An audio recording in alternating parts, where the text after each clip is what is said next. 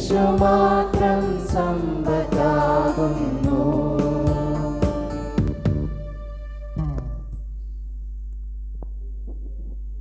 വാഴ്ത്തപ്പെടുമാറാകട്ടെ.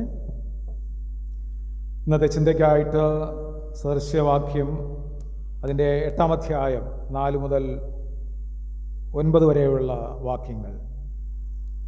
സദൃശ്യവാക്യം 8-ാം അധ്യായം അതിൻ്റെ 4 മുതൽ 9 വരെയുള്ള വാക്യം. പുരുഷന്മാരെ, ഞാൻ നിങ്ങളോട് വിളിച്ചു പറയുന്നു, എൻ്റെ സ്വരം മനുഷ്യപുത്രന്മാരുടെ അടുക്കലേക്ക് വരുന്നു. അല്പബുദ്ധികളെ സൂക്ഷ്മബുദ്ധി ഗ്രഹിച്ചുകൊള്ളുവേൻ. മൂഢന്മാരെ വിവേക ഹൃദയമുള്ളവരാകുൻ. കേൾപ്പീൻ, ഞാൻ ഉത്കൃഷ്ടമായത് സംസാരിക്കും. എൻ്റെ അധരങ്ങളെ തുറക്കുന്നത് നേരിന് ആയിരിക്കും. എൻ്റെ വായിൽ സത്യം സംസാരിക്കും. ദുഷ്ടത എൻ്റെ അധരങ്ങൾക്ക് അറപ്പാകുന്നു. എൻ്റെ വായിലെ മൊഴിയൊക്കെയും നീതിയാകുന്നു. അവയിൽ വക്രവും വികടവുമായത് ഒന്നുമില്ല. അവയെല്ലാം ബുദ്ധിമാന് തെളിവും പരിജ്ഞാനം ലഭിച്ചവർക്ക് നേരും ആകുന്നു. അവയെല്ലാം ബുദ്ധിമാന് തെളിവും പരിജ്ഞാനം ലഭിച്ചവർക്ക് നേരും ആകുന്നു. പിതാവായ ദൈവത്തിൽ നിന്നും പുത്രനായ യേശുക്രിസ്തുവിൽ നിന്നും നിങ്ങൾക്ക് കൃപയും സമാധാനവും നൽകുമാറാകട്ടെ. നമുക്കൊരു നിമിഷം പ്രാർത്ഥിക്കാം.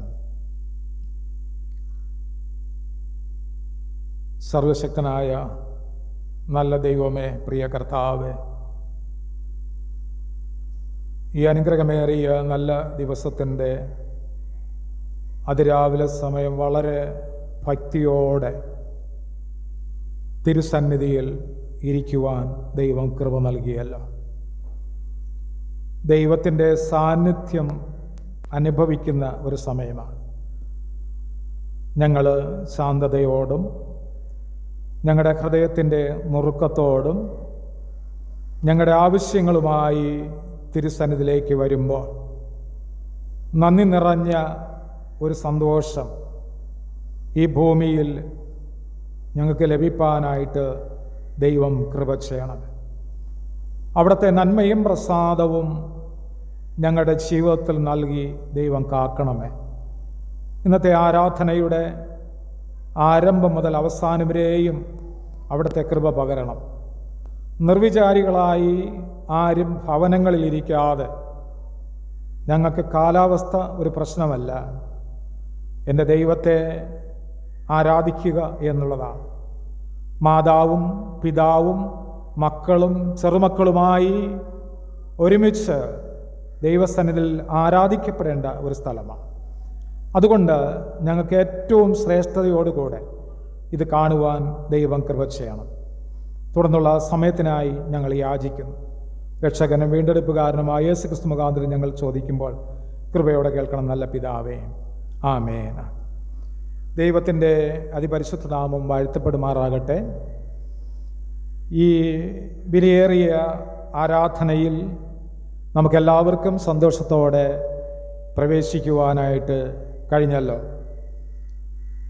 ഇവിടെ വിശുദ്ധ വേദപുസ്തകം നമ്മളെ ഓർപ്പിക്കുന്നത്, പ്രത്യേകിച്ച് ഇന്ന് ഫാദേഴ്സിൻ്റെ അല്ലെങ്കിൽ അപ്പനും അമ്മയും മക്കളും തമ്മിലുള്ള സ്നേഹബന്ധത്തിൻ്റെ ഒരു അനുഭവമായി ഫാദേഴ്സ് ഡേ ആയിട്ട് ആചരിക്കപ്പെടുന്ന ഈ സമയത്ത്, പ്രത്യേകിച്ച് പിതാവും പുത്രനും പരിശുദ്ധാത്മാവുമാകുന്ന ത്രിയേക ദൈവത്തിൻ്റെ സാന്നിധ്യം അനുഭവിക്കുന്ന ഒരു സമയമാണ്. ഇതൊരു വിലയേറിയ ആത്മീക കൂട്ടായ്മയുടെ സന്തോഷം നമുക്ക് ദൈവം തന്നിരിക്കുന്നു എന്നുള്ളതാണ്. അതുകൊണ്ട് ഞാനതിനെ സദൃശ്യവാക്യം 8-ാം അധ്യായം അതിൻ്റെ 4-ാമത്തെ വാക്യത്തിലേക്ക് വരുമ്പോൾ അവിടെ പറയുന്നത്, എൻ്റെ സ്വരം മനുഷ്യപുത്രന്മാരുടെ അടുക്കിലേക്ക് വരുന്നു എന്നാണ്. അപ്പോൾ പിതാവും പുത്രനും പരിശുദ്ധാത്മാവുമാകുന്ന ത്രിയേക ദൈവത്തിൻ്റെ നാമം മനുഷ്യരുടെ അടുക്കിലേക്ക് വരുന്നു. നമ്മൾ ചിന്തിക്കും ഒരാൾ മാത്രമേ നമ്മുടെ അടുത്ത് വരുന്നുള്ളൂ എന്നൊക്കെ ചിന്തിക്കും. അങ്ങനെയല്ല. ഏത് കാര്യത്തിലും പിതാവിൻ്റെയും പുത്രൻ്റെയും പരിശുദ്ധാത്മാവിൻ്റെയും സാന്നിധ്യം, സ്നാന സമയമാണെങ്കിലും സാക്രമെൻറ്റുകൾ കൈകാര്യം ചെയ്യുമ്പോൾ തിരുവത്താഴ സമയമാണെങ്കിലും എല്ലാ സമയങ്ങളിലും ഈ പിതാവും പുത്രനും പരിശുദ്ധാത്മാവുമാകുന്ന ത്രിയേക ദൈവത്തിൻ്റെ സാന്നിധ്യമുണ്ട്. ആ സാന്നിധ്യത്തിലാണ് നമ്മൾ ജീവിക്കുന്നത്. ഒന്ന് കുറവും ഒന്ന് കൂടുതലും അല്ല. നമ്മൾ നേരത്തെ ചിന്തിച്ചതുപോലെ ഒത്തിരി കാര്യങ്ങൾ അവിടെ ഓർമ്മപ്പെടുത്തുകയാണ്. അപ്പോൾ ഇവിടെ മനുഷ്യപുത്രന്മാരുടെ അടുക്കലേക്ക് വരുന്നു എന്ന് പറയുമ്പോൾ അത് നിസ്സാരപ്പെട്ട ഒരു കാര്യമല്ല. എന്തിനു വേണ്ടി എന്നുള്ളത് കുറച്ചുകൂടെ താഴോട്ട് വായിക്കുമ്പോൾ മനുഷ്യനോട് പറയുന്നത്, അല്പബുദ്ധികളെ സൂക്ഷ്മബുദ്ധി ഗ്രഹിച്ചുകൊള്ളുവീൻ, മൂഢന്മാരെ വിവേക ഹൃദയന്മാരാകുവീൻ എന്നാണ്. അപ്പം മൂഢതയിൽ ജീവിക്കുവാൻ ദൈവം ആഗ്രഹിക്കുന്നില്ല. അതിന് പകരം ഒരു വിവേകമുള്ള ഹൃദയം മനുഷ്യ ജീവിതത്തിന് ഉണ്ടാകണം. അപ്പം നമുക്കൊരു നല്ലൊരു ഹൃദയം ഉണ്ടാകണം. ഈ ഭൂമിയിൽ ജീവിക്കാൻ ഏറ്റവും ശ്രേഷ്ഠതയോടുകൂടെ ചിന്തിക്കുവാനും ആരാധിക്കുവാനും ആരാധനകളിൽ പങ്കെടുക്കുവാനുള്ള ആ ഒരു ദിവ്യമായ സാന്നിധ്യമുണ്ട്. അതുകൊണ്ട് സങ്കീർത്തനത്തിൽ 19:7 പറയുന്നത്, യഹോവയുടെ ന്യായപ്രമാണം തികവുള്ളതാണ്, അത് പ്രാണനെ തണുപ്പിക്കുന്നു എന്നാണ്. ഒരു മനുഷ്യൻ്റെ ജീവിതത്തിൽ ഏതെങ്കിലും വിധത്തിൽ നമുക്ക് ആശ്വാസം കിട്ടണമെങ്കിൽ ദൈവവചനമാണ്. അതുകൊണ്ടാണ് സങ്കീർത്തനം ഞാൻ പറയുന്നത്, യഹോവയുടെ ന്യായപ്രമാണം തികവുള്ളതാണ്, അത് പ്രാണനെ തണുപ്പിക്കുന്നു. യഹോവയുടെ സാക്ഷ്യം വിശ്വാസ്യമാകുന്നു, അത് അല്പബുദ്ധിയെ ജ്ഞാനിയാക്കുന്നു എന്നാണ്. അപ്പോൾ അല്പം ബുദ്ധി കുറവായിരിക്കാം, സാക്ഷ്യം നമുക്ക് കുറവായിരിക്കാം. ഇതെല്ലാത്തിനും പരിഹാരം ദൈവവചനമാണ്. അതുകൊണ്ട് തന്നെ വളരെ ചിന്തിക്കുന്ന ഒരു വിഷയം, നമ്മുടെ സഭയിൽ ഏറ്റവും കൂടുതൽ മാതാപിതാക്കളൊക്കെ വളർന്ന് മക്കൾക്ക് വേണ്ടി അധ്വാനിക്കുന്നവരാണ്. അവർ കുഞ്ഞുങ്ങളെക്കുറിച്ച് കരുതുന്നവരാണ്. കരുതുന്നതോടൊപ്പം ഭക്ഷണവും വസ്ത്രവും സമ്പത്തും കരുതുന്നതിനോടൊപ്പം ദൈവവചനം കൂടെ അവർക്ക് കൊടുക്കേണ്ടത് ആവശ്യമാണ്. ദൈവവചനം അവർക്ക് പറഞ്ഞു കൊടുത്തില്ല എങ്കിൽ, മാതാപിതാക്കൾ അതിന് മാതൃക കാണിച്ചില്ല എങ്കിൽ, പിന്നീട് കുഞ്ഞുങ്ങളെ നോക്കി നമുക്ക് പരിഭവം പറയുവാനായിട്ട് കഴിയുകയില്ല. കാരണം ദൈവത്തിൻ്റെ വചനം പറയുന്നു, മാതാപിതാക്കളെ അതിനു വേണ്ടിയാണ് നിലനിർത്തിയിരിക്കുന്നത്. മക്കൾ നിങ്ങൾക്ക് ലഭിച്ച ദാനമാണ്, അത് ദൈവം തന്നതാണ് എന്ന് ഓർക്കണം. നമുക്കറിയാം, കഴിഞ്ഞ ദിവസം സൺഡേ സ്കൂളിൻ്റെ ഒരു പ്രോഗ്രാം ഉണ്ടായിരുന്നു. കുറച്ച് കുട്ടികളും അധ്യാപകരുമാണ് പങ്കെടുത്തത്. പക്ഷെ ഒത്തിരി കുഞ്ഞുങ്ങളും അധ്യാപകരും പങ്കെടുക്കേണ്ടതാണ്. ഒരു അധ്യാപകൻ്റെ ചുമതല എന്ന് പറയുന്നത് ആ കുഞ്ഞുങ്ങളെയൊക്കെ ക്ഷണിച്ച് ഇങ്ങനെയുള്ള, നമുക്ക് സെൻട്രൽ തലത്തിലുള്ള അല്ലെങ്കിൽ സിനഡ് തലത്തിലുള്ളതാവാം, അല്ലാതെയുള്ള പ്രവർത്തനങ്ങളാകാം, ഏത് പ്രവർത്തനത്തിലും നമ്മളെ മക്കളെയും കൊണ്ട് പോകേണ്ടതിൻ്റെ ഉത്തരവാദിത്വം മാതാപിതാക്കൾക്കും ടീച്ചേഴ്സിനുമാണ്. ഏറ്റവും കൂടുതൽ ടീച്ചേഴ്സിന് കുറേ ഉത്തരവാദിത്വമുണ്ട്, അത് മറന്നു പോകരുത്. എനിക്ക് നല്ല വേദനയുണ്ടായി. കാരണം ഇന്നലെ ഒരു ഒഴിഞ്ഞ വാഹനമായിട്ടാണ് അവിടെ പോകാനായിട്ട് ഇടയായത്. അങ്ങനെ ഒരു അവസരം ഇനി വരുന്ന നാളുകളിൽ ഉണ്ടാകരുത്. ചിലപ്പോൾ നിങ്ങൾക്ക് ഒത്തിരി ആവശ്യങ്ങളുണ്ടാകാം. ഞാൻ പറയുന്നത്, ഈ ആവശ്യങ്ങളെ പരിഹരിച്ച് ദൈവസന്നിധിയിലേക്ക് കൊണ്ടുപോകണം. അങ്ങനെ പഠിപ്പിക്കണം. നമുക്ക് കുറച്ച് സ്വത്ത് ഉണ്ടായിട്ട് കാര്യമില്ല, നമുക്ക് കുറച്ച് കഴിവുണ്ടായിട്ട് കാര്യമില്ല. പക്ഷെ ദൈവവചനത്തിലൂടെ അവരെ വളർത്തണം എന്നുള്ളതാണ്. അതുകൊണ്ടാണ് സങ്കീർത്തനം പറഞ്ഞ്, യഹോവയുടെ ന്യായപ്രമാണം തികവുള്ളതാണ്, അത് ഒരു പ്രാണനെ തണുപ്പിക്കുന്നു. യഹോവയുടെ സാക്ഷ്യം വിശ്വാസ്യമാകുന്നു, അത് അല്പബുദ്ധിയെ ജ്ഞാനിയാക്കുന്നു. നമുക്കറിയാം എത്ര പേരാണ് ഓരോ ദിവസം പത്രങ്ങളിൽ ചാനലുകളിലൊക്കെ നമ്മൾ കാണുന്നത് അപകടവും മരണവും. അത് വേദനിക്കുന്ന ഒരു അനുഭവമാണ്. ഏത് സാഹചര്യമായാലും കുഴപ്പമില്ല, നിങ്ങൾ ദേവാലയത്തിലുള്ള കാര്യവും അതുപോലെ തന്നെ മറ്റു സംഘടനാ പ്രവർത്തനങ്ങളിലും ശക്തമായി മുന്നിൽ നിന്നുകൊണ്ട് കാര്യങ്ങൾ ചെയ്യണം. ആ സമയം നിങ്ങൾ മാറ്റിവെച്ചാൽ ഈ സമയത്തിന് പകരം നമുക്ക് വേദനകൾ ഉണ്ടാക്കുന്ന അവസ്ഥകൾ പലപ്പോഴും കടന്നു വരും എന്നുള്ളതാണ്. വേറൊരു ഭാഗത്ത് ഈ ചിന്തയുമായിട്ട് ഞാൻ നിങ്ങളെ കൊണ്ടുവരുന്നത് ആവർത്തന പുസ്തകം 6-ാം അധ്യായം അതിൻ്റെ 4 മുതൽ 7 വരെയുള്ള വാക്യം പഠിക്കുമ്പോൾ അവിടെ ഒരു പ്രധാനപ്പെട്ട കാര്യം നമ്മളെ ഓർമ്മപ്പെടുത്തുകയാണ് ചെയ്യുന്നത്. ഒരുപക്ഷെ നിങ്ങൾക്ക് അറിയാവുന്നുള്ള ഒരു ഭാഗമാണ്. 6-ാം അധ്യായം അതിൻ്റെ 4 മുതൽ വായിക്കുമ്പോൾ ഇങ്ങനെ പറയുന്നു: ഇസ്രായേല് കേൾക്കാം, യഹോവ നമ്മുടെ ദൈവമാകുന്നു, യഹോവ ഏകൻ തന്നെ. നിന്റെ ദൈവമായ യഹോവയെ നീ പൂർണ്ണ ഹൃദയത്തോടും പൂർണ്ണ മനസ്സോടും പൂർണ്ണ ശക്തിയോടും കൂടെ നീ സ്നേഹിക്കണം. നമുക്ക് ഈ സ്നേഹം വിട്ട് ഈ ലോകത്തിലുള്ള സ്നേഹത്തിലേക്ക് പോകരുത്. ഞാൻ കഴിഞ്ഞ ദിവസം ചില കുഞ്ഞുങ്ങളെയൊക്കെ കണ്ടിട്ട് ചില കാര്യങ്ങളൊക്കെ കണ്ട് ഞാൻ അവരെ ഉപദേശിക്കുകയുണ്ടായി.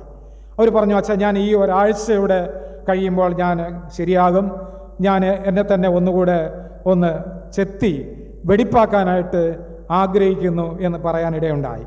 അത് ഈ ദേവാലയത്തിൽ ഒരു അനുഗ്രഹിക്കപ്പെട്ട ഒരു അനുഭവമാണ്. ഞാൻ അല്പം കൂടെ എന്നെ തന്നെ ചെത്തി വെടിപ്പാക്കാനായിട്ട് ഞാൻ ആഗ്രഹിക്കുന്നു എന്നാണ്. അപ്പോൾ ബൈബിൾ പറയുന്നു, നീ പൂർണ്ണ ഹൃദയത്തോടും പൂർണ്ണ മനസ്സോടും പൂർണ്ണ ശക്തിയോടും കൂടെ നീ സ്നേഹിക്കണം. ഈ സ്നേഹം മറന്നു പോകരുത്. ഇന്ന് ഞാൻ നിന്നോട് കൽപ്പിക്കുന്ന ഈ വചനങ്ങൾ നിന്റെ ഹൃദയത്തിലിരിക്കണം എന്ന് പറഞ്ഞാൽ, സൺഡേ സ്കൂൾ പരീക്ഷ ഇന്ന് ഒരു പരീക്ഷ നടക്കുകയാണ്. അധ്യാപകരുടെ ഉത്തരവാദിത്വമുണ്ട്. ഞാൻ ഇരിക്കുന്ന ഒരു ദേവാലയത്തിൽ അവർ സൺഡേ സ്കൂളിൻ്റെ പരീക്ഷയാകുന്നതിന് മുമ്പ് കുഞ്ഞുങ്ങളെയൊക്കെ വിളിച്ച് ദേവാലയത്തിലേക്ക് കൊണ്ടുവന്നിട്ട് ടീച്ചറും ആ കുട്ടികളെയൊക്കെ വരുത്തിയിട്ട് പരീക്ഷയ്ക്ക്, ഇപ്പം നാളെയാണ് പരീക്ഷ അല്ലെങ്കിൽ ഇന്നാണ് പരീക്ഷ, തലേ ദിവസമോ അതിനൊരു മുമ്പൊരു ദിവസമോ ഈ കുഞ്ഞുങ്ങളെയൊക്കെ കൊണ്ടുവന്നിട്ട് അവിടെ ഇരുത്തിയിട്ട് കുറേ ചോദ്യങ്ങൾ അവരവർ തന്നെ പഠിപ്പിച്ചിട്ട് ഒരു ടെസ്റ്റായിട്ട് ചില ചോദ്യങ്ങളൊക്കെ ടീച്ചേഴ്സുമാർ ചോദിക്കും, അറിഞ്ഞുകൂടാത്തത് പറഞ്ഞു കൊടുക്കാം. ഇങ്ങനെ വളരെ തുടർന്നുള്ള നാളുകളിൽ പഠിപ്പിക്കുവാനായിട്ടുള്ള ഒരു നല്ല തീരുമാനം അധ്യാപകർക്കുണ്ടാകണം. ബൈബിൾ പറയുന്നു, ഈ വചനങ്ങൾ നിന്റെ ഹൃദയത്തിലിരിക്കണം എന്നുള്ള ഉത്തരവാദിത്വം നമുക്കുണ്ട്. ഒരു ടീച്ചേഴ്സിനുണ്ട്, അതിനോടൊപ്പം തന്നെ മാതാപിതാക്കൾക്കുണ്ട്. ഞാൻ പറഞ്ഞു വരുന്നത്, കുറച്ച് സമയമാണ് ടീച്ചേഴ്സിൻ്റെ കയ്യിലിരിക്കുന്നത്, അത് കഴിഞ്ഞാൽ മാതാപിതാക്കളുടെ കയ്യിലാണ്. അതുകൊണ്ട് മക്കളെ, നീ സൺഡേ സ്കൂളിലുള്ള കാര്യങ്ങൾ പഠിച്ചോ, എത്രമാത്രം നീ പഠിച്ചിരിക്കുന്നു എന്നുള്ള ആ ഒരു ചിന്തയിൽ വളരെയധികം കാര്യത്തോടുകൂടെ അവരന്വേഷിക്കേണ്ടത് ആവശ്യമാണ്. സ്കൂളിൽ നിങ്ങൾ ചോദിക്കാറുണ്ട്, നീ സ്കൂളിൽ പഠിച്ച കാര്യം എന്തൊക്കെയാണ്, അത് പരീക്ഷയ്ക്ക് ജയിക്കുമോ, അതിനുവേണ്ടി പ്രത്യേകം ട്യൂഷൻ കൊടുക്കാറുണ്ട്, എല്ലാം ചെയ്യാറുണ്ട്. പക്ഷേ ബൈബിൾ പഠിപ്പിക്കാൻ നിങ്ങൾക്ക് എന്തെങ്കിലും ചെയ്യാൻ കഴിയുമെങ്കിൽ ഇവിടെ പഠിപ്പിക്കുന്ന ടീച്ചേഴ്സുമാരെ ഞാൻ ബഹുമാനിക്കുന്നു, ആദരിക്കുന്നു. കാരണം അവർക്കാരും പൈസ കൊടുത്തിട്ടല്ല ചെയ്യുന്നത്. പക്ഷെ അവരെല്ലാ ഞായറാഴ്ചയും വന്ന് കുറേ സമയം അതിനുവേണ്ടി ചെലവിടുമ്പോൾ അവരെ ബഹുമാനിക്കുന്നു, ആദരിക്കുന്നു. വളരെ സന്തോഷമുള്ള കാര്യമാണ്. പക്ഷെ കുഞ്ഞുങ്ങളെ ദൈവത്തിൻ്റെ വചനം പറഞ്ഞു കൊടുക്കണം. എന്തെങ്കിലും കുറവുണ്ടെങ്കിൽ കർത്താവെ ക്ഷമിക്കണമേ എന്നുള്ള ഒരു ചിന്തയോടുകൂടെ തുടർന്ന് പ്രവർത്തിക്കേണ്ടത് ആവശ്യമാണ്. ഇവിടെ 7-ാമത്തെ വാക്യം പറഞ്ഞു, നീ അവയെ നിന്റെ മക്കൾക്ക് ഉപദേശിച്ചു കൊടുക്കുകയും നീ വീട്ടിലിരിക്കുമ്പോഴും വഴി നടക്കുമ്പോഴും കിടക്കുമ്പോഴും എഴുന്നേൽക്കുമ്പോഴും അവയെക്കുറിച്ച് സംസാരിക്കുകയും വേണം. അവയെ അടയാളമായി നിന്റെ കൈമേൽ കെട്ടണം, അവ നിന്റെ കണ്ണുകൾക്ക് മധ്യേ പട്ടമായി ഇരിക്കണമെന്നാണ്. അപ്പോൾ ഈ മക്കൾ യാത്ര ചെയ്യാൻ, ഈ കുതിരയ്ക്കൊക്കെ ഒത്തിരി വിശദീകരിക്കാനായിട്ടുണ്ട്, അതിലേക്കൊന്നും പോകുന്നില്ല. കുതിരയ്ക്ക് ശരിയായൊരു നേരെ യാത്ര ചെയ്യുന്നതിന് അതിൻ്റെ സൈഡിലായിട്ട് ഇങ്ങനെ 2 പട്ടകൾ പിടിപ്പിച്ചാണ് പലപ്പോഴും കുഞ്ഞുങ്ങളൊക്കെ അതിൻ്റെ പുറത്ത് കയറി യാത്ര ചെയ്യാറുണ്ട്. വിശാലമായ സ്ഥലം അതിനെ കാണിക്കത്തില്ല. അതിനെ 2 സൈഡിൽ ഇങ്ങനെ പട്ട കെട്ടിയിട്ട് അതിനെ ശരിയായ രീതിയിൽ തിരിച്ചുവിടുന്നത് കാണാനായിട്ട് സാധിക്കും. അപ്പോൾ അതുപോലെ ദൈവവചനം കൊണ്ട് കുഞ്ഞുങ്ങൾക്ക് നല്ല ദൈവവചനത്തിൻ്റെ നേർവഴി കാണിച്ചു കൊടുക്കണം. എങ്കിൽ മാത്രമേ നമ്മൾ പ്രാർത്ഥിക്കുന്നതിനും അനുഗ്രഹങ്ങൾ അനുഭവിക്കുന്നതിന് ഇത് കാര്യമാകുകയുള്ളൂ. അതുകൊണ്ട് വളരെ ശ്രദ്ധിക്കപ്പെടേണ്ട ഒരു കാര്യമാണ്. അപ്പോൾ ഇതിൽ വിശദീകരണത്തിന് ഒരുപാട് കാര്യങ്ങളുണ്ട്. അത് പിന്നീടൊരവസരത്തിൽ അതിനെക്കുറിച്ച് ചിന്തിക്കാവുന്നതാണ്. ഞാൻ പറഞ്ഞത് അവയെ അടയാളമായി നിന്റെ കൈമേൽ കെട്ടണം. അവ നിന്റെ കണ്ണുകൾക്ക് മധ്യേ പട്ടമായിരിക്കണം. ഇപ്പം മാതാപിതാക്കളായിക്കൊള്ളട്ടെ, കുഞ്ഞുങ്ങളായിക്കൊള്ളട്ടെ, ദൈവവചനത്തിൽ ജീവിക്കുന്ന കുഞ്ഞുങ്ങളായിരിക്കണം. വഴിതെറ്റി പോകരുത്. എല്ലാ ഞായറാഴ്ചയും ശനിയാഴ്ച തന്നെ റെഡിയായി ഞായറാഴ്ച ആരാധനയിൽ ഭയഭക്തിയോടെ കടന്നു വരണം. ഇന്ന് ഇവിടെ ആരാധനയ്ക്ക് കടന്നു വരാത്ത കുഞ്ഞുങ്ങളുണ്ടായിരിക്കാം, വീട്ടിലിരിപ്പുണ്ടായിരിക്കാം. അവർ പറയും മഴയാണ്. കാരണം ചോദിക്കുമ്പോൾ ഭയങ്കര മഴയായിപ്പോയി, ഭയങ്കര പ്രയാസമായിപ്പോയി, അതുകൊണ്ടാണ് എന്നൊക്കെ പറയും. പക്ഷേ വളരെ ശ്രദ്ധിക്കേണ്ടത് ആവശ്യമാണ്. അപ്പോൾ ദൈവത്തിൻ്റെ വചനം നമ്മുടെ ഹൃദയത്തിൽ അടുക്കിലേക്ക് വരുന്നു. അവ നമ്മുടെ ജീവിതത്തിൽ ആ സ്വരം കേൾക്കാൻ നമ്മൾ ഒരുക്കമുള്ളവരായിരിക്കണം എന്നാണ്. ഇനി ഞാൻ ഈ അടയാളത്തെക്കുറിച്ച് വേദപുസ്തകത്തിലൊരു വാക്യമുണ്ട്. അത് വളരെ ഓർക്കേണ്ട ഒരു കാര്യമാണ്. എന്താണെന്നറിയാമോ? യെഹെസ്കേൽ പ്രവാചകന്റെ പുസ്തകം 7-ാം അധ്യായത്തിൽ ഒരു കാര്യമാണ്. വളരെ അനുഗ്രഹമായ ഒരു കാര്യമാണ്, വളരെ പ്രയാസം നിറഞ്ഞ ഒരു കാര്യമാണ്. അതുകൊണ്ട് ഓരോരുത്തരും വളരെ ശ്രദ്ധിക്കേണ്ടത് ആവശ്യമാണ്. അവിടെ ഇങ്ങനെ ഒരു വാക്യം പറയുന്നു. 9-ാം അധ്യായത്തിലേക്ക് വരുമ്പോൾ അതിൻ്റെ 6-ാമത്തെ വാക്യം പറയുന്നത് ഇങ്ങനെയാണ്: എന്നാൽ അടയാളമുള്ള ഒരുത്തനെയും തുടരുത്, എൻ്റെ വിശുദ്ധ മന്ദിരത്തിൽ തന്നെ തുടങ്ങുവേൻ എന്ന് കൽപ്പിച്ചു. അപ്പോൾ ദേവാലയത്തിൽ തന്നെ അനുഗ്രഹമുണ്ട്, പക്ഷേ അത് അടയാളമുള്ളവനെ തുടരുത് എന്നാണ്. അടയാളമുള്ളവനെ തുടരുത് എന്ന് പറയുമ്പോൾ അതിൻ്റെ തൊട്ട് മുകളിൽ ഈ വാക്യത്തിൻ്റെ വിശദീകരണം കൊടുത്തിട്ടുണ്ട്. എന്താ പറഞ്ഞിരിക്കുന്നത്? ചിലരുടെ രക്ഷയ്ക്കും ചിലരുടെ നാശത്തിനും കാണിക്കുന്ന ദർശനം അവർക്ക് വേണ്ടി ദൈവം പറഞ്ഞു കൊടുക്കുകയാണ് ചെയ്യുന്നത്. അനന്തരം ഞാൻ കേൾക്കെ അവൻ അത്യുച്ചത്തിൽ വിളിച്ച് നഗരത്തിൻ്റെ സന്ദർശനങ്ങളെ അടുത്ത് വരുമാറാക്കുവിൻ, ഓരോരുത്തരും നാശകരമായ ആയുധം കയ്യിൽ എടുക്കട്ടെ എന്ന് കൽപ്പിച്ചു. അപ്പോൾ 6 പുരുഷന്മാരെ ഓരോരുത്തരും വെൺമഴു കയ്യിൽ എടുത്തുകൊണ്ട് വടക്കോട്ടുള്ള മേലത്തെ പടിവാതിലിൻ്റെ വഴിയായി വന്നു. അവരുടെ നടുവിൽ ശരണവസ്ത്രം ധരിച്ച അരയിൽ എഴുത്തുകാരൻ്റെ മഷിക്കുപ്പിയുമായി ഒരുത്തനുണ്ടായിരുന്നു. അവർ അകത്ത് ചെന്ന് താമ്ര യാഗത്തിൻ്റെ അരികെ നിന്നു. ഇസ്രായേലിൻ്റെ ദൈവത്തിൻ്റെ മഹത്വം അത് ഇരുന്നിരുന്ന കെരൂബിന്മേൽ നിന്നു. ആലയത്തിൻ്റെ ഉമ്മരപ്പടിക്കൽ വന്നിരുന്നു. പിന്നെ അവൻ ശരണവസ്ത്രം ധരിച്ച അരയിൽ എഴുത്തുകാരൻ്റെ മഷിക്കുപ്പിയുമായി നിന്നിരുന്ന പുരുഷനെ വിളിച്ച് അവനോട്, യഹോവേ, നീ നഗരത്തിൻ്റെ നടുവിൽ യെരൂശലേമിൻ്റെ നടുവിൽ കൂടെ ചെന്ന് അതിൽ നടക്കുന്ന സകല മ്ലേച്ഛതകളും നിമിത്തം നെടുവീർപ്പെട്ട് കരയുന്ന പുരുഷന്മാരുടെ നെറ്റികളിൽ ഒരു അടയാളമിടുക എന്ന് കൽപ്പിച്ചു.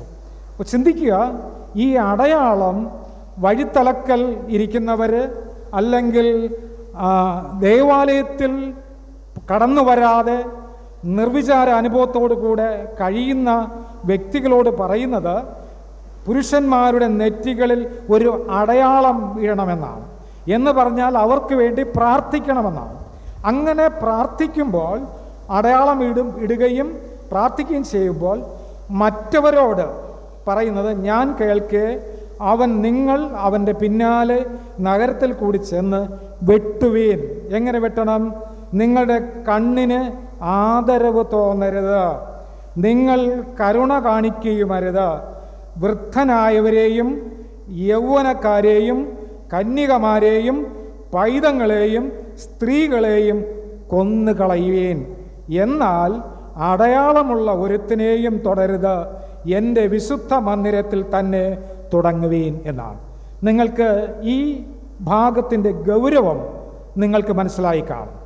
അപ്പോൾ ആരാധനയ്ക്ക് അകത്തിരിക്കുന്നവൻ്റെ ഗുണവും ആരാധനയ്ക്ക് പുറത്ത് ആരാധന ഇല്ലാതെ യാത്ര ചെയ്യുന്ന ഒരു വ്യക്തിയോട്, അവരെ കുടുംബത്തോട്, ദേശത്തോട് പറയുന്നത്, പുരോഹിതന്മാരെ വിളിച്ച് നിങ്ങൾ പ്രാർത്ഥിക്കണം, പിതാവിൻ്റെയും പുത്രൻ്റെയും പരിശുദ്ധാത്മാവിൻ്റെയും നാമത്തിലുള്ള അടയാളം ഇടണം. അത് ക്രൂശിൻ്റെ അടയാളമാണ്. അത് പ്രാർത്ഥിച്ച് കഴിയാതിരിക്കുന്നവരുണ്ട്, പ്രാർത്ഥനയ്ക്ക് മനസ്സ് കാണിക്കാത്തവരുണ്ട്, അവനെക്കുറിച്ച് ചിന്തിക്കാത്തവരുണ്ട്. അങ്ങനെ ചെയ്യുന്നവന് 6 പേരെ പറഞ്ഞു വിടും മഴുവുമായിട്ട്. കോടാലിയല്ല, വെട്ടുകത്തിയല്ല. മഴു എന്ന് പറയുന്നത് ഭയങ്കര മൂർച്ചയുള്ള ഒരു ആയുധമാണ്. അതുകൊണ്ട് പറയണം, അവനെ വെട്ടിക്കള. ചെറിയവര് വലിയവരൊന്നും നോക്കണ്ട, വൃദ്ധനായെന്ന് നോക്കണ്ട എന്നാണ് പറഞ്ഞിരിക്കുന്നത്. അപ്പോൾ ഈ ഭൂമിയിൽ അവൻ അവശേഷിക്കുകയില്ല. അതുകൊണ്ട് ഇന്ന് രാവിലെ ദൈവത്തിൻ്റെ വചനം പറയുന്നു, നമുക്ക് ഉത്തരവാദിത്വമുണ്ട്. ഈ ദൈവത്തെ ആരാധിക്കാൻ, ദൈവത്തെ സ്നേഹിക്കുവാൻ, ദൈവ ആലയത്തിൽ ഇരിക്കാൻ ഉത്തരവാദിത്വമുണ്ട്. നമ്മളെ മക്കളെ വിളിച്ച് മക്കളെ പുറത്തു പോകരുത്, ആരാധനയ്ക്കിരിക്കണം എന്ന് പറയാനുള്ള ഉത്തരവാദിത്വമുണ്ട്. നമുക്ക് പ്രാർത്ഥിക്കണം, ഭവന പ്രാർത്ഥനകൾ വേണം, ആത്മീക കൂട്ടായ്മകൾ വേണം എന്ന് പറയാനുള്ള ഉത്തരവാദിത്വവും ഇതിൽ കിടക്കുകയാണ്. ഇത് ലോകത്ത് സംഭവിക്കുകയാണ്. എന്താ സംഭവിക്കുന്നത്? ഒരു കുടുംബത്തിൽ ഒരു മകനുള്ളവൻ അവൻ പെട്ടെന്ന് നശിക്കുന്നു. 12, 13, 14 വയസ്സുള്ളവൻ പെട്ടെന്ന് വീണു പോവുകയാണ്. അല്ലേ? എത്ര പേരാണ് ഈ ലോകത്ത് പെട്ടെന്ന് മക്കൾ നശിച്ചു പോകുന്നത്? എത്ര അമ്മമാരുടെ കണ്ണുനീരാണ് അവിടെ സംഭവിക്കുന്നത് എന്നുള്ളത്. ഞാൻ ഒരിക്കൽ അരുവിക്കര ഭാഗത്തിരിക്കുമ്പോൾ, അവിടെ അരുവിക്കര ഡാമിൻ്റെ അടുത്ത് പഴയ നിലം എന്നൊരു സ്ഥലമുണ്ട്. അവിടെ കുഞ്ഞുങ്ങളെല്ലാം പന്ത് കളിക്കാൻ പോകുമായിരുന്നു. ഒരു അപ്പനും അമ്മയ്ക്കും ഒരു മോനേ ഉള്ളൂ. അവനും അപ്പനോട് ചോദിച്ചു, അപ്പ ഞാൻ കളിക്കാൻ പോട്ടെ എന്ന് ചോദിച്ചു. അപ്പം ആദ്യം പറഞ്ഞു പോകണ്ട എന്ന് പറഞ്ഞു. പിന്നെ ഇവൻ്റെ നിർബന്ധ കരച്ചിൽ കൊണ്ട് ഈ മകനോട് പറഞ്ഞു, മക്കളെ നീ പോയിട്ട് പെട്ടെന്ന് കളിച്ചിട്ട് വരണമെന്ന് പറഞ്ഞു. എന്നാൽ ഇവൻ്റെ ജോലി അവിടെ പന്ത് കളിക്കുന്ന കുഞ്ഞുങ്ങളുടെ പന്തെടുക്കലാണ്. പന്ത് എടുത്തുകൊണ്ടുവരിക, മറ്റുള്ളവർ കളിക്കും, അങ്ങനെ ചെയ്തുകൊണ്ടിരിക്കുകയായിരുന്നു. ഇതിനിടയ്ക്കൊരു സമയം അപ്പൻ ഫോണിൽ വിളിച്ച് ചോദിച്ചു, മക്കളെ നീ എവിടെ നിൽക്കുന്നു എന്ന് ചോദിച്ചു. അപ്പം ഞാൻ കളിച്ചുകൊണ്ടിരിക്കുന്നു എന്ന് പറഞ്ഞു. അടുത്തൊരു 15 മിനിറ്റ് കഴിഞ്ഞപ്പോൾ ഈ അപ്പൻ വിളിച്ചപ്പോൾ ഈ ഫോൺ എടുക്കാൻ ആരുമില്ല. ഈ കുഞ്ഞ് മോർച്ചറിയിലായി. എന്ത് സംഭവിച്ചെന്ന് ചോദിച്ചാൽ, പന്ത് കളിച്ചുകൊണ്ട് നിൽക്കുമ്പോൾ പന്ത് വെള്ളത്തിൽ വീണു. ഈ അരുവിക്കര പഴയ നിലം എന്ന് പറയുന്ന സ്ഥലം ഇന്ന് കുറേ ചെളിക്കുണ്ടാണ്. അവിടെ വെള്ളമില്ല, ചെന്നിറങ്ങി കഴിഞ്ഞാൽ പൂന്തി പോകും. എനിക്കറിയാം, അനുഭവം ഉള്ളത് കൊണ്ടാണ്. അപ്പോൾ അങ്ങനെ ഉള്ളത് കൊണ്ട് ഈ കുഞ്ഞ് പന്തെടുക്കാനായിട്ട് ഇറങ്ങി. പക്ഷേ അവൻ വിചാരിച്ച് കുറച്ച് താഴ്ചയുള്ളൂ എന്ന് കരുതി ആ വെള്ളത്തിലിറങ്ങി. പിന്നെ ചെളിയിൽ നിന്ന് അവന് കരകയറാൻ പറ്റില്ല, അവൻ മുങ്ങിപ്പോയി. കൂട്ടുകാർക്ക് ആർക്കും രക്ഷപ്പെടുത്താൻ കഴിഞ്ഞില്ല. ഞാൻ പറഞ്ഞു വന്നത്, ആ അപ്പൻ്റെയും അമ്മയുടെയും നിലവിളി ഇന്നും മുഴങ്ങുകയാണ്. ഒരേ ഒരു മകനാണ്. അതുകൊണ്ട് മക്കളോട് പറയുന്ന ഒരു കാര്യം, നിങ്ങൾ കൂട്ടുകാരോട് കളിക്കാൻ പോകണമെങ്കിലൊക്കെ ശരിയല്ല, നിങ്ങൾ വെള്ളത്തിലിറങ്ങരുത്, സാഹസികത ഒന്നും കാണിക്കരുത്. നിങ്ങളെ വളർത്തുന്ന അപ്പനും അമ്മയുണ്ട്, അവർ നിന്നെ വളർത്തുന്നുണ്ട്. നിങ്ങൾ ദേവാലയത്തിൽ വന്ന് ദൈവത്തോട് പ്രാർത്ഥിക്കണം. പ്രാർത്ഥിച്ചുകൊണ്ട് മാത്രമേ കടന്നു പോകാവൂ. അതും ആവശ്യമില്ലാതെ കളിക്കാനൊന്നും പോകരുത്. നമ്മളെ ചുറ്റുവട്ടത്ത് നിന്ന് കാര്യങ്ങളൊക്കെ ചെയ്യണം. മാതാപിതാക്കളുടെ കണ്ണുവെട്ടത്തായിരിക്കണം. നിങ്ങൾക്ക് അവർക്ക് ഇഷ്ടമുള്ള മക്കളാണ്. നിങ്ങളൊന്ന് ചിന്തിച്ചു നോക്ക്, എത്ര പേരാണ് നിലവിളിക്കുന്നത്. ഞാൻ ഇടയ്ക്ക് ഒരു പത്രത്തിൽ കണ്ട ഒരു സംഭവം, ഒരു അപ്പൻ 2 പെൺമക്കളെ 2 കയ്യിൽ എടുത്തു വെച്ചുകൊണ്ട് കരഞ്ഞ് നിലവിളിക്കുന്നു. 2 മക്കൾ നഷ്ടപ്പെട്ടു പോയി. 6-7 വയസ്സ് പ്രായമുള്ള 2 പെൺമക്കളാണ്, നഷ്ടപ്പെട്ടു പോയി. അവർ നിലവിളിക്കുകയാണ്. ഞാൻ പറഞ്ഞു വന്ന വാക്യം യെഹെസ്കേൽ പ്രവാചകൻ പറഞ്ഞിരിക്കുന്നു, അടയാളമില്ലാത്തവനെ വെട്ടുവാൻ പറഞ്ഞിരിക്കുകയാണ്. ഇന്ന് ലോകത്തത് സംഭവിച്ചുകൊണ്ടിരിക്കുന്നു, ഇനിയും അത് സംഭവിക്കും, ഇനിയും നടന്നുകൊണ്ടിരിക്കും. അതുകൊണ്ട് വളരെ ഭയഭക്തി വേണം, വളരെ പ്രാർത്ഥന വേണം. നമ്മുടെ മക്കൾ അനുഗ്രഹിക്കപ്പെടണം. നമ്മുടെ കുഞ്ഞുങ്ങൾക്കൊരു ഭയഭക്തി ഉണ്ടാകണം. സൺഡേ സ്കൂളിന് വരേണ്ട കുഞ്ഞുങ്ങൾ സൺഡേ സ്കൂൾ വരണം. വേദപഠനം പഠിക്കേണ്ട അല്ലെങ്കിൽ ബാല്യ ജനസംഘടന പഠിക്കണം, അതിന് വരണം. യൂത്തിന് വരേണ്ടവർ യൂത്തിന് വരണം. എല്ലാത്തിനും വന്ന് ദൈവികമായ കാര്യങ്ങളിൽ പങ്കെടുക്കണം. ഇത് കഴിഞ്ഞിട്ട് നീ വഴിതെറ്റി പോകരുത്. അനേക കുഞ്ഞുങ്ങൾ എങ്ങനെയാണ്, പള്ളിയിലുള്ള കുട്ടിയാണെന്ന് പറയും, പക്ഷെ പോകുന്നതെല്ലാം ഈ ലോകത്തിൻ്റെ വഴിയാണ്.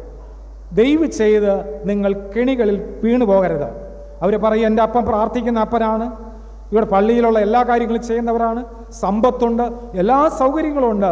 പക്ഷെ നമ്മളെ മക്കൾക്ക് എന്തെങ്കിലും സംഭവിച്ചാൽ നമ്മൾ ഉത്തരവാദിയാണ്. മക്കളും ഉത്തരവാദികളാണ്. അവർ മുഖാന്തരം ബുദ്ധിമുട്ടുണ്ടാകും. അതുകൊണ്ട് ബൈബിൾ പറയുന്ന ഈ വേദഭാഗം നിങ്ങൾ ശിരസ്സ വഹിക്കണം. അടയാളം ഉള്ള ഒരുത്തനെയും തുടരുതെന്നാണ്. അപ്പോൾ യേശുവിൻ്റെ നാമമുള്ള ഒരുത്തരെയും തുടരുത് എന്ന് പറഞ്ഞ പ്രായം വിഷയമല്ല. വൃദ്ധനായ മനുഷ്യനെയും ദൈവം സൂക്ഷിക്കും. ഇന്ന് രാവിലെ ഈ പടി കയറിയപ്പോൾ ചിലരൊക്കെ ചറുക്കി വീണു, കപ്പിയാർ ചറുക്കി വീണു. നേരത്തെ ചറുക്കി വീഴുന്ന ഒരു സഹോദരനെ ഞാൻ കാണുകയുണ്ടായി. അദ്ദേഹം പറഞ്ഞു, അച്ഛൻ ഞാൻ 2 ദിവസത്തേക്ക് കഴിഞ്ഞ നാളുകളിൽ ഞാൻ ചറുക്കി വീണു. ശ്രദ്ധിച്ചു പോകണേ, നിങ്ങൾക്ക് ഒന്നുകിൽ ഈ വഴിയെ പോകണം, അല്ലെങ്കിൽ വഴുക്കലുള്ള സ്ലിപ്പർ ഉപയോഗിക്കരുത്, നന്നായിട്ട് ചറുക്കി വീഴും. ശരിക്കും ദൈവം നിങ്ങളെ അനുഗ്രഹിക്കട്ടെ. ദൈവം മനോഹരമായ പള്ളിയും ടൈൽസും ഒക്കെ തന്നു. പക്ഷേ നമ്മൾ ആഗ്രഹിക്കുന്നൊരു സാധനമാണ്. പക്ഷെ നമ്മളെ വീട്ടിൽ പോലും നമ്മൾ വീണ് പോകാറുണ്ട്. അതുകൊണ്ട് ദയവ് ചെയ്ത് ഫ്രണ്ടിൽ കൂടെ ഇറങ്ങിപ്പോകാൻ ഈ മഴ സമയത്ത് ശ്രദ്ധിക്കരുത്. ഈ ഭാഗത്തൂടെ ഇറങ്ങിപ്പോകണം, നടക്കുന്നത് ശ്രദ്ധിക്കണം. കാലുവഴുതി വീണ് കാലിന് എന്തെങ്കിലും സംഭവിച്ചാൽ പിന്നെ അച്ചോ ഞാൻ പള്ളിയിൽ വന്നിട്ടാണ് വീണത് എന്ന് പരാതി പറയരുത്. കാരണം ദൈവം നമ്മളെ അനുഗ്രഹിക്കും. ദൈവം നമ്മളെ അനുഗ്രഹിച്ചിരിക്കുന്നതാണ്. നമ്മളെ വീട്ടിൽ വേണമെങ്കിലും വീഴാം. ദൈവം ഒരിക്കലും തള്ളിയിടത്തില്ല. പക്ഷെ നമ്മൾ അല്പം ശ്രദ്ധിക്കണം എന്നാണ്. അപ്പം അതുകൊണ്ട് ബൈബിൾ പറയുന്നു, അടയാളമുള്ള ഒരുത്തനെയും തുടരുതെന്നാണ്. അടയാളമുള്ള ഒരുത്തനെയും തുടരുത്. ഈ രാവിലെ സമയം പിതാവ്, മാതാവ്, അപ്പച്ചന്മാർ, കുഞ്ഞുങ്ങൾ ശ്രദ്ധിക്കേണ്ട ഒരു കാര്യം, അടയാളം ഉള്ള ഒരുത്തനെയും ദൈവം തുടത്തില്ല. അതുകൊണ്ട് നല്ല വഴിക്ക് പോകുക, ദൈവവചനം പഠിക്കുക. അതുകൊണ്ട് യഹോവയുടെ സാക്ഷ്യം വിശ്വാസ്യമാകുന്നു. നല്ല പ്രാർത്ഥനയോടെ, നല്ല ചിന്തയോടെ ജീവിക്കുവാനായിട്ട് ദൈവം നിങ്ങളെ ക്ഷണിക്കുകയാണ് ചെയ്യുന്നത്. അതുകൊണ്ട് ജ്ഞാനത്തിൻ്റെ മഹത്വം പറയുന്നു.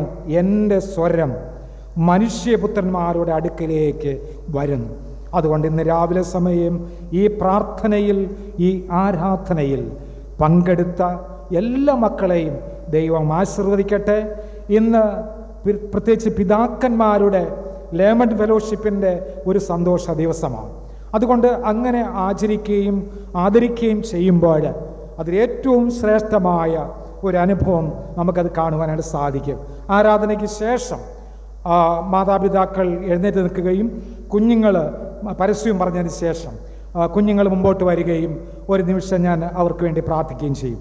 അതിനുശേഷം മനോഹരമായ ആദരിക്കുന്ന, കുഞ്ഞുങ്ങളുടെ വിദ്യാഭ്യാസത്തിനും അവരുടെ വിജയത്തിനുമായുള്ള ആദരിക്കുന്ന ഒരു ശുശ്രൂഷ കൂടെ ഉണ്ടായിരിക്കും. അത് പ്രാർത്ഥനയോടെ അതെല്ലാം കഴിഞ്ഞിട്ട് കടന്നു പോകുവാവൂ എന്ന് ഞാൻ ദൈവനാമത്തിൽ ഓർക്കുന്നു. പ്രത്യേകിച്ച് ഇന്ന് നമ്മൾ സിനഡ് തലത്തിൽ 7 പട്ടക്കാർ അവരെ അല്ലെങ്കിൽ ഓർഡിനേഷൻ കൊടുക്കുന്ന ഒരു ദിവസമാണ്. അവരെ വളരെ സന്തോഷത്തോടെ 7 പേരും പൊൻവിള സർക്കിളിൽ വെച്ചാണ് നടക്കുന്നത്. അതുകൊണ്ട് സഹകരിക്കാൻ പറ്റുമെങ്കിൽ, പോകാൻ പറ്റുമെങ്കിൽ, അവർ 3 മണിക്കാണ് അതിൻ്റെ പ്രോഗ്രാമിന് ക്രമീകരിച്ചിരിക്കുന്നത്. ജസ്റ്റ് ഒന്ന് പോയി കാണാൻ അതിനുവേണ്ടി നിങ്ങൾ ഒരുക്കമുണ്ടാകണം. ഈ സഭയിൽ അച്ഛന്മാരായിട്ട് അല്ലെങ്കിൽ ഒരു പുരോഹിതനുണ്ടാകണം. ഇതുവരെ അങ്ങനെ ഉണ്ടായിട്ടില്ലെന്നാണ് എനിക്ക് തോന്നുന്നത്. പക്ഷേ നേർച്ചകൾ നേർന്നിട്ടുണ്ട്. ചിലവരൊക്കെ നേർച്ചകൾ നേർന്നിട്ടുണ്ട്, ചിലവർ തീരുമാനമെടുത്തിട്ടുണ്ട്. ഞാൻ പറയുന്നത് ഈ വർഷം കഴിയുമ്പോൾ അടുത്ത വർഷം മുതൽ 1 ഇയർ കോഴ്സിന് പോകണം. ദൈവസന്നിധിയിൽ പറയുന്നൊരു കാര്യമാണ്. നിങ്ങളെ ദൈവം ഓർമ്മിപ്പിച്ചത് ദൈവമാണ്. ആ ഓർമ്മിപ്പിച്ച ദൈവത്തെ മറികടന്ന് പോകരുത്. അതിൻ്റെ വിഷയത്തെക്കുറിച്ച് ഞാൻ പിന്നീട് പറയാം. മറികടന്ന് പോയപ്പോൾ സംഭവിച്ച കാര്യങ്ങൾ വേദപുസ്തകത്തിലുണ്ട്. അതിലേക്ക് പോകരുത്. നിങ്ങളെ ദൈവാത്മാവ് ഓർമ്മിപ്പിച്ച കാര്യത്തിൽ നിലനിന്നുകൊണ്ട് പ്രാർത്ഥനയോടെ വേറെ ഒരു വഴിക്കും തിരിയാതെ 1 വർഷത്തെ കോഴ്സിന് അടുത്ത പ്രാവശ്യം മുതൽ തീരുമാനമെടുത്ത് അടുത്ത വർഷത്തെ ക്ലാസ്സിൽ പോകാനായിട്ട് പോകണം. ഞാൻ അതിനുള്ള വേണ്ട എല്ലാ സപ്പോർട്ടും ഞാൻ ചെയ്യും. അതുകൊണ്ട് അതിനെ ഒരുങ്ങിയിരിക്കുകയും സന്തോഷത്തോടെ പങ്കെടുക്കുകയും ചെയ്യാം. ഞാനിവിടെ ദൈവത്തിൻ്റെ വചനം അവസാനിപ്പിക്കുന്നു. ദൈവം നമ്മളെ ഓരോരുത്തരെയും ദൈവം അനുഗ്രഹിക്കട്ടെ. സകല ബുദ്ധിയും കവിയുന്ന ദൈവസമാധാനം നിങ്ങളുടെ ഹൃദയങ്ങളെയും നിലവുകളെയും ക്രിസ്തയേശുവിങ്കൽ കാക്കുമാറാകട്ടെ. ആമേൻ.